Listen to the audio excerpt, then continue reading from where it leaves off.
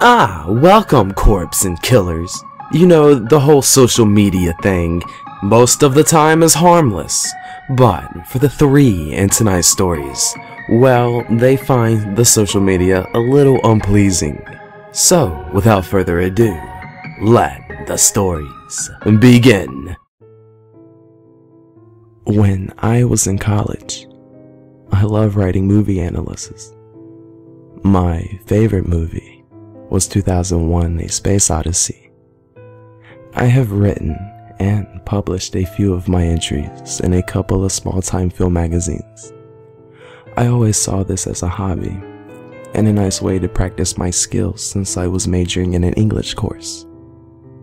I was quite devoted to this hobby and spent some time developing my skill. I eventually made my own website for analyzing subliminal messages in mostly horror films. I still have this website and sell a few DVDs, and I have a number of articles and chapters on this website too. The main reason people know me is because I've had a handful of semi-viral videos analyzing movies like The Thing and The Shining. Now, this is where the story gets creepy.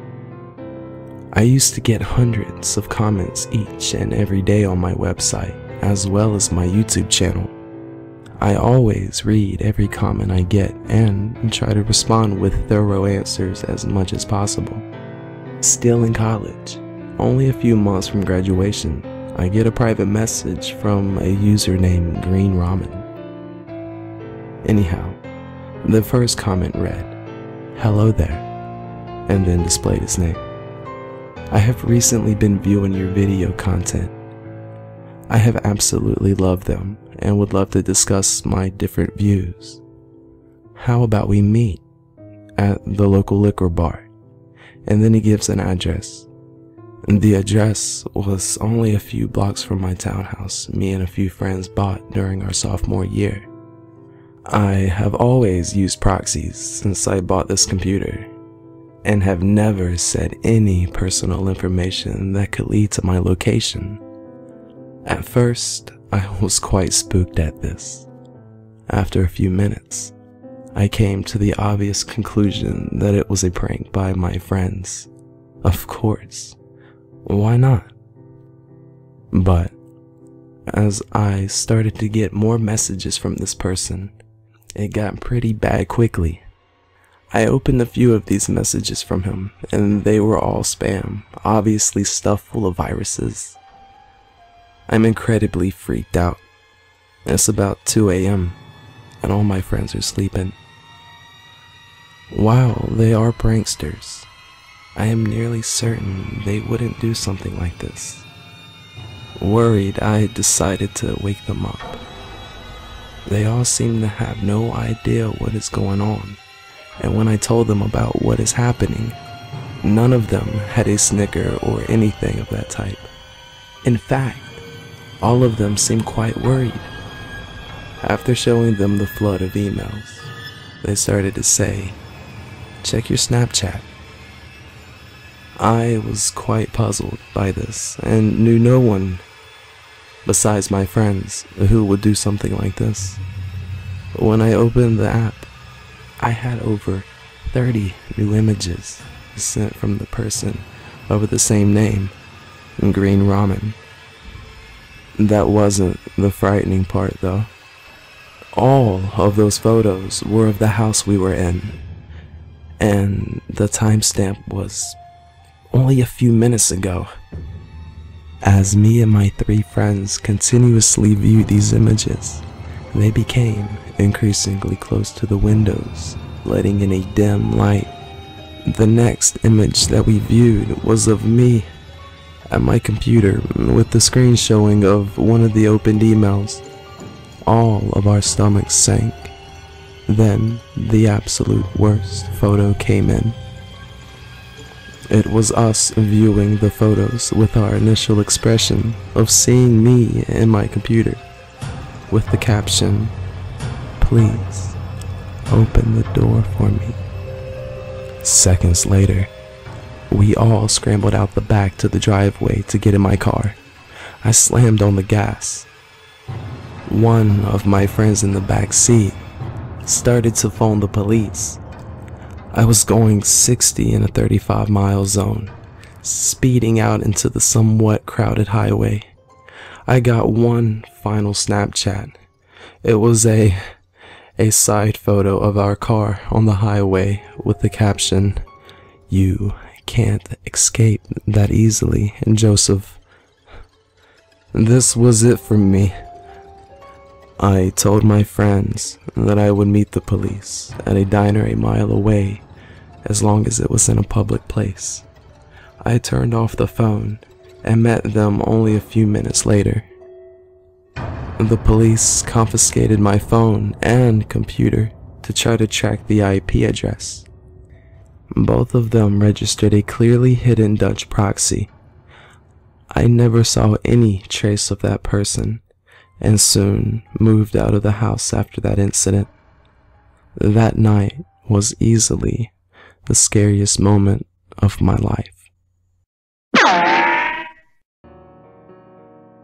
Last night, my roommate and I were just messing around on the Xbox until it stopped working. Try as we might, it wouldn't work. So, both of us, a few beers deep, decided to give Omegle a shot because, yeah, we are two pretty bored grown-ass men. At first it was pretty boring, normal stuff. Just boring people trying to make new friends to feel less lonely or to pour out their heart out about how shitty their lives were. After about 20 minutes, we found two really hot chicks, and that occupied us for about an hour until their internet died. We pressed on to hopefully find more. After about 5 minutes, we stumbled upon something kinda weird. It was us, same clothing, but we looked tired, exhausted. It freaked me out, so we watched it. Every move we made was mirrored, but the same expression kept on. It made me feel uneasy. Whenever we frowned or scowled, they copied us, but more so. I had just about enough when it happened. Suddenly, a flash of light overtook our screen. When it came back, I jumped so high I fell out of my chair. Where my friend had been was a grotesque, charred pile of meat resembling a human barbecue. The room was black, but there was obvious damage to it. I couldn't explain the sight. It just wouldn't process in my mind. But after a few moments, I realized I was no longer in the picture. My roommate, with a morbid sense of curiosity, had taken a snapshot of it. The room was black, but there was obvious damage to it. I couldn't explain the sight. It just wouldn't process in my mind. But after a few moments, I realized I was no longer in the picture. My roommate, with a morbid sense of curiosity, took a snapshot of it and then closed the browser. Both shaken, we decided to return to our rooms for a sleepless night. Today at work, I was on break, out back having a smoke when I got the call. Apparently, our stove's gas line ruptured sometime last night, and when my roommate made breakfast this morning, well, you can guess. I don't know what this feeling is. It's a sorted mix between paranoia, grief, and absolute terror. When I finished work, I just kinda sat there. I was now completely homeless, with my best friend just gone. I called friends and family to let them know what happened, but I left the Omegle thing out. I didn't want to scare anyone. After all, I decided to go to our favorite bar for a couple of drinks in his honor, unsure of what else to do. After my third beer, I got about as numb to it all as I wanted to be. About 2 sips into my fourth, I received a text from my roommate. Astounded, I opened the message, praying for the good news. Instead, I was met with a picture from last night. Except this time, the focus had been shifted from the mangled corpse to the background. The photo was a bit brighter now, but still out of focus. That's when I saw it. I could barely make it out. But sure enough, there was an outline of a man. My heart stopped for a moment. It was me, hanging from our ceiling fan. I think now it's about time for another cigarette.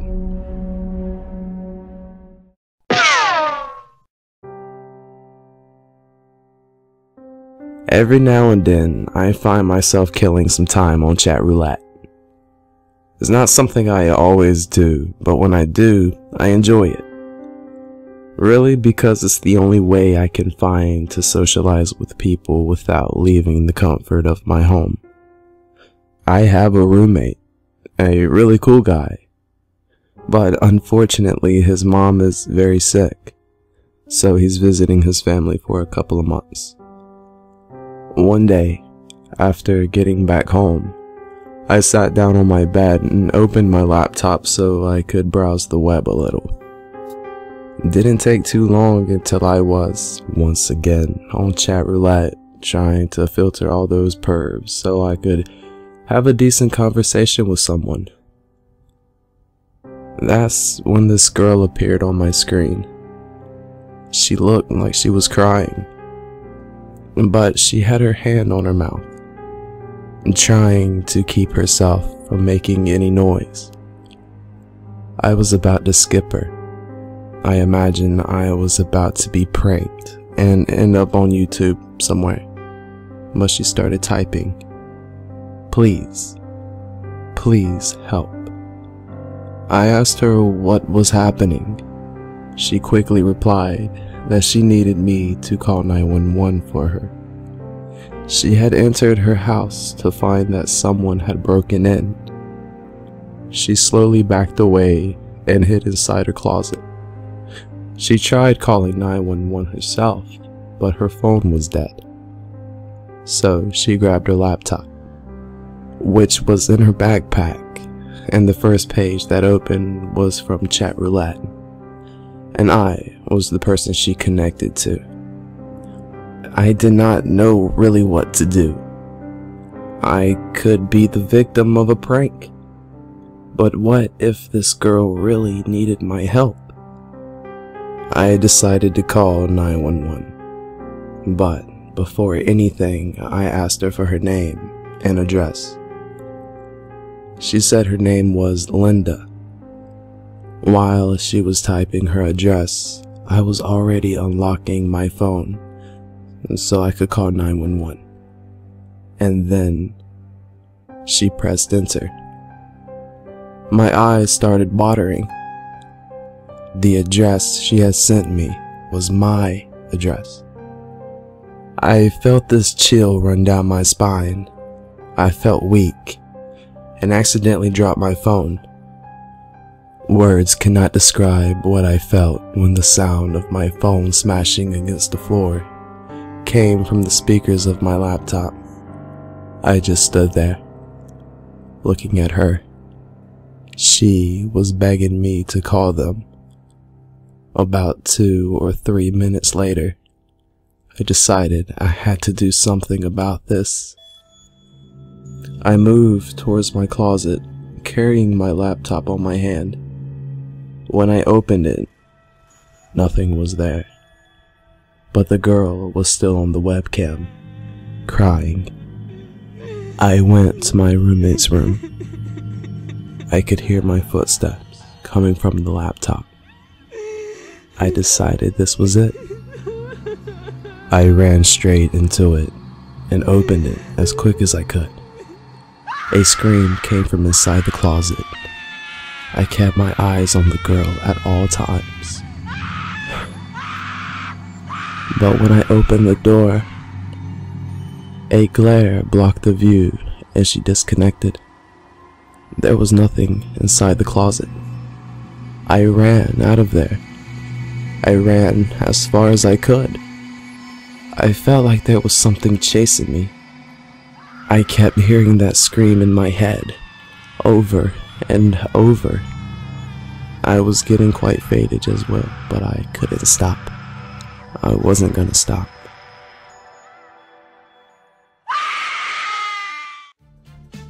I guess if there were morals to these stories, it would be sure to be careful out there on the internet, be it the deep web or the surface web. I hope you guys enjoy the stories. Be sure to leave comments down below. Till next time.